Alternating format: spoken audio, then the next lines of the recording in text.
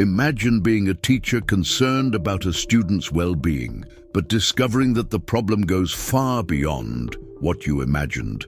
A child hiding secrets, a stepfather who is not what he seems, and a house full of mysteries. What happens when someone decides to act and not turn their back on what is happening? Get ready for a story of courage, revelations, and an ending you will never forget.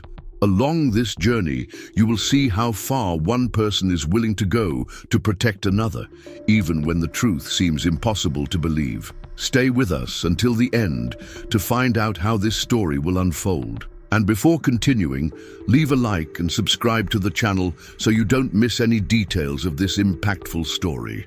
Let's go. Alicia Martins, a preschool teacher, begins to worry about a student who always arrives with dirty clothes and avoids any type of interaction with her classmates. In a moment of desperation, she decides to follow the girl and her uncle home and, upon witnessing something disturbing, immediately calls the police.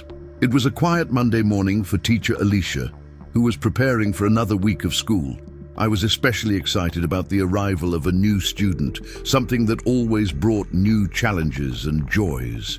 As soon as class began, Alicia greeted her students and introduced the new student to the class. "Guys, this is Sophia. She will join us from now on.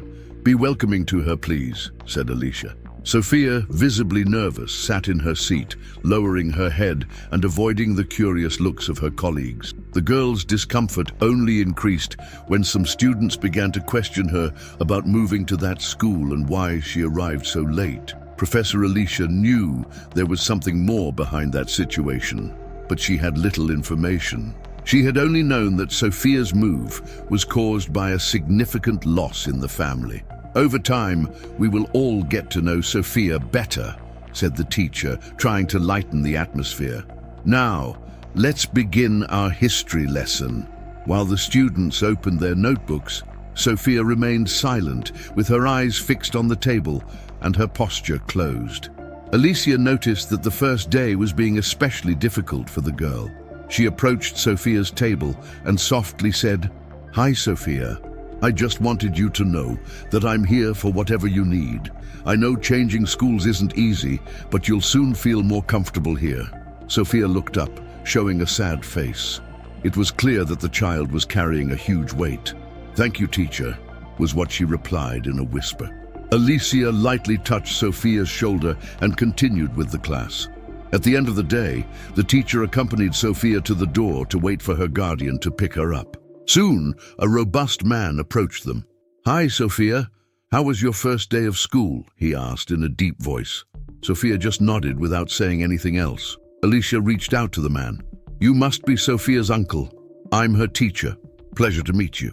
The man introduced himself as Carlos, and although his serious and tired appearance was evident, he was polite, greeting Alicia quickly.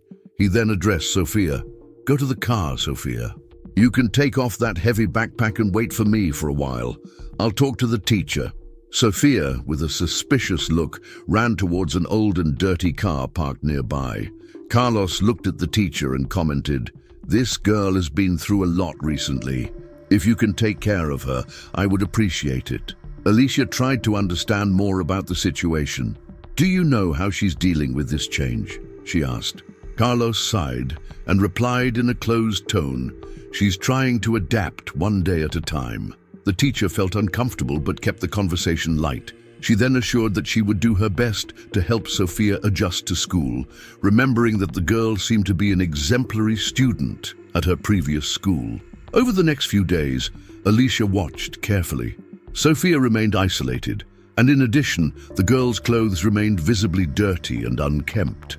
She also avoided any type of interaction with her colleagues. During breaks, Sophia took refuge on an empty bench, while the other children played in the playground.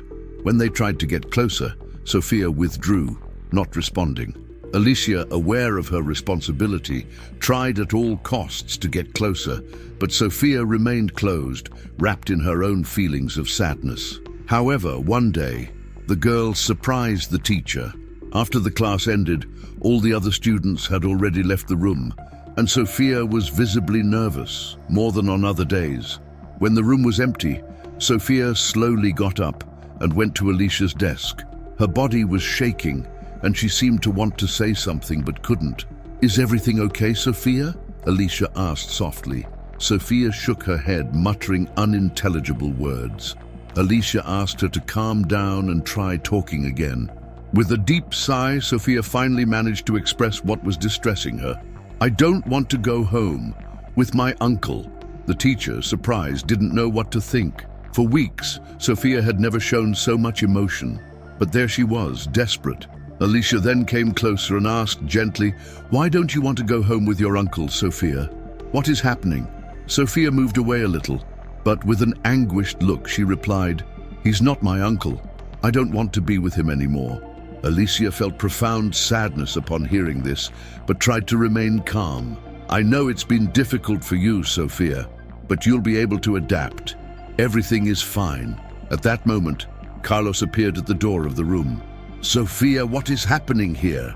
he asked in an authoritative tone. Sophia, terrified, ran after Alicia, seeking protection. "I don't want to go!" he exclaimed. Carlos, with a more irritated expression, tried to pull her. "Come on, Sophia, stop it." But Sophia resisted, crying. While Alicia tried to intercede, the man forced her to the car without any consideration for the girl's emotional state. As she watched from afar, Alicia knew something was deeply wrong.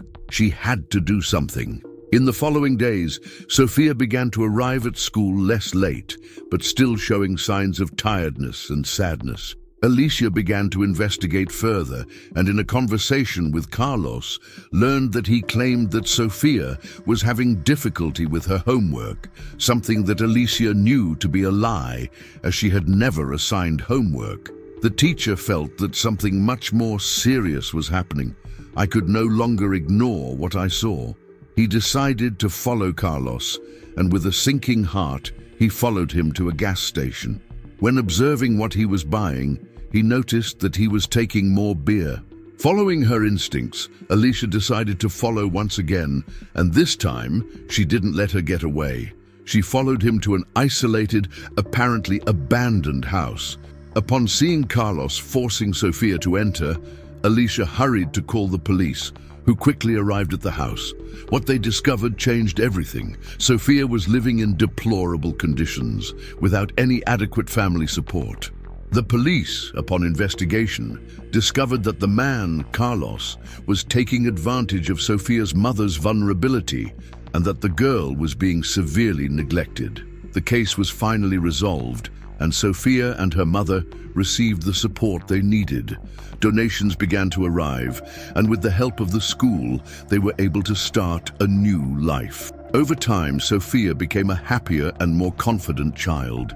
And whenever he passed the school window, he didn't forget to look at teacher Alicia, who, with her unconditional support, had been the key to his transformation.